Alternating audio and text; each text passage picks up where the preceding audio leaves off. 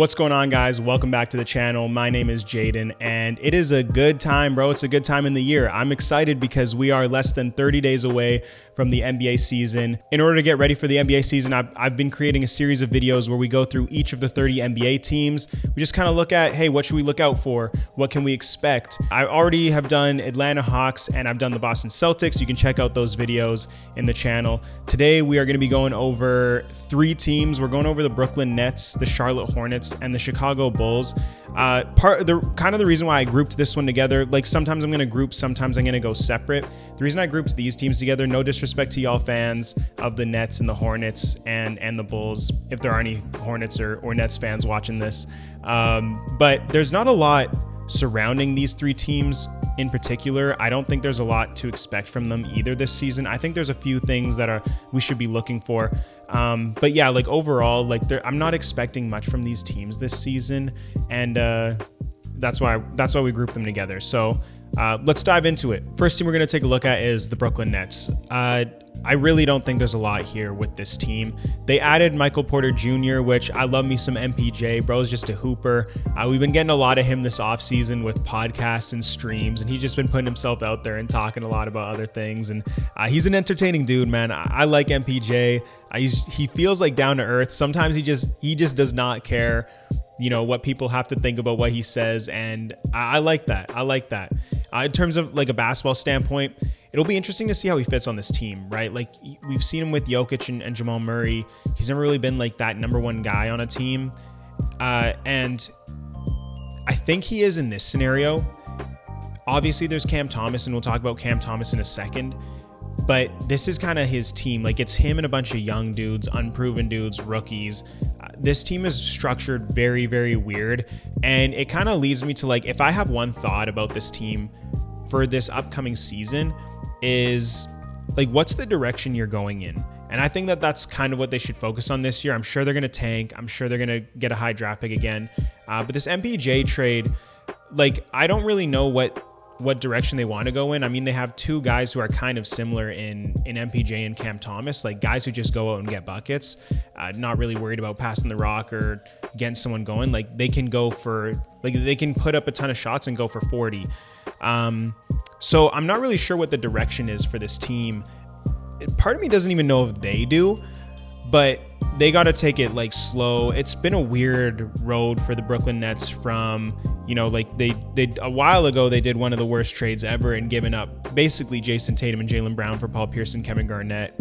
And then they went into like a huge tank mode, managed to get KD and Harden and Kyrie, lasted a year, if that. I mean, like KD, Harden, and Kyrie played 20-something games together, 30-something games together. So that didn't last long, that project. Now they're in this mode of like, yeah, they don't know what they're doing, I don't think. Again, I don't know about the MPJ trade. I get getting off Cam Johnson. Like Cam Johnson, he doesn't fit your like mold and your future. B, you're paying him a lot of money, but so is MPJ's also getting a lot of money. So I don't know what the direction is, but only time will tell. I think this season is kind of a wash for them, to be honest. That being said, I do think there is an interesting storyline here, a small one, but who's the guy? Is it Cam Thomas or is it MPJ? Because trading for MPJ makes me feel like Brooklyn Nets just want MPJ to be the guy, at least for this season. But Cam Thomas is a bucket, bro. Like Cam Thomas, a couple of years ago, Cam Thomas had a run where he went like 3 games in a row of 40 plus points a game. We didn't get to see him much last year because of injuries and stuff like that.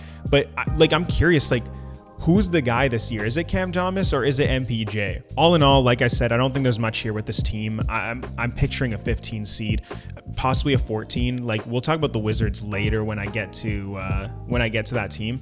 But the Brooklyn Nets are the worst team in the East, I think. They're the second worst team. They're not getting over 15 or 14. This year's going to be kind of sloppy. It's going to be weird. I'm curious to see how Igor looks on the court in their tall rookie point guard.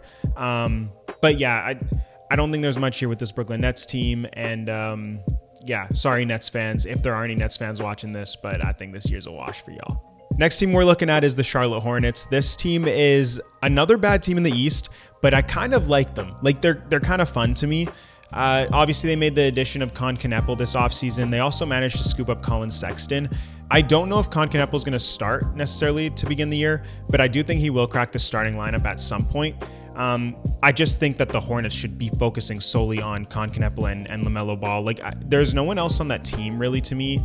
Oh, and Brandon Miller. Kon Knueppel, Lamelo, and Brandon Miller are the focal points and should be the focal points of the Charlotte Hornets. I don't think that there's anything else they should focus on this year other than the development of those three guys. My thoughts on this Hornets team are simple. It's slow but steady, right?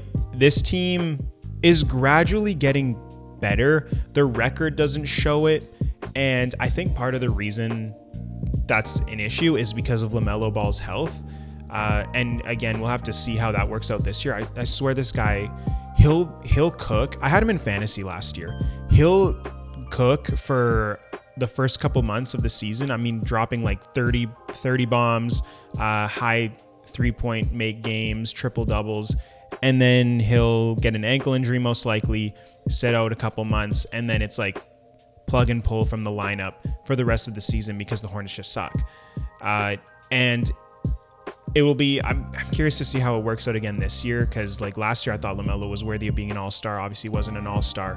And yeah, I just want to see like what comes of LaMelo this year. My thought of them being slow but steady is that they're just gradually getting better year by year. It's just a very, very slow process. I think the Brandon Miller draft pick was great. I get the Kon Knueppel move. I think that maybe they're trying to phase out of the Miles Bridges era, understandably so, and I don't really know what they're going to do with him. If I'm the Hornets, I would try to get off the books of Miles Bridges before the trade deadline, if any teams will buy in. But he's a dude who puts up numbers. Obviously, he has a bad off-court reputation. I think that they should move off of him. I think that should be the focus of who to get rid of. They got like good bench depth, but there's not much here other than like LaMelo, Brandon Miller, and Kon. I think those are the three guys that you got to look at, and the rest is just like, hey, they're filling out the roster. And like I mentioned about LaMelo earlier, like what is he going to do? Are we going to see like an all-star LaMelo? Are we going to see an all-NBA LaMelo? Are we going to see an injured LaMelo that plays half the season? I don't know. But I'm hoping and I'm thinking that this year he might actually perform a little bit better and like be on the floor for longer. And Brandon Miller, even last year, Brandon Miller didn't last the whole season. So yeah, I just want to see like a full LaMelo, Brandon Miller, Kon Knueppel season. That'd be cool to kind of see what they have. Overall, my prediction for the team, I mean, I know I said they're gradually getting better. I still don't see them being better than like a 13 seed, maybe a 12 seed. I don't think play-in is still an option for them. And that's because of the next team we're going to talk about, which is the Chicago Bulls. All right, so the Chicago Bulls basically made no moves this year. They got rid of Lonzo Ball, brought in Isaac Okoro, and I think now they have signed Josh Giddey. I think they've re-signed him. Which like weird season for Josh Giddey, dude. Coming off of his last season with the Thunder, genuinely thought this guy was like a bust low-key, like a very overrated, doesn't do much on the floor type of player. Same thing happened at the beginning of the season with Chicago Bulls. And then last year, in the second half of the season, this dude turned up. And I mean like turned up. Again, I mentioned I played fantasy last year, and this guy was like putting up crazy numbers, triple-double numbers. Like one of the guys in my fantasy league won because of Josh Giddey, like just because he turned up later on in the season. And like, could he be an all-star this year? Possibly, because of the new format. Like the All-Star game this year is going to be US and World. I think it's 2 US teams and a World team.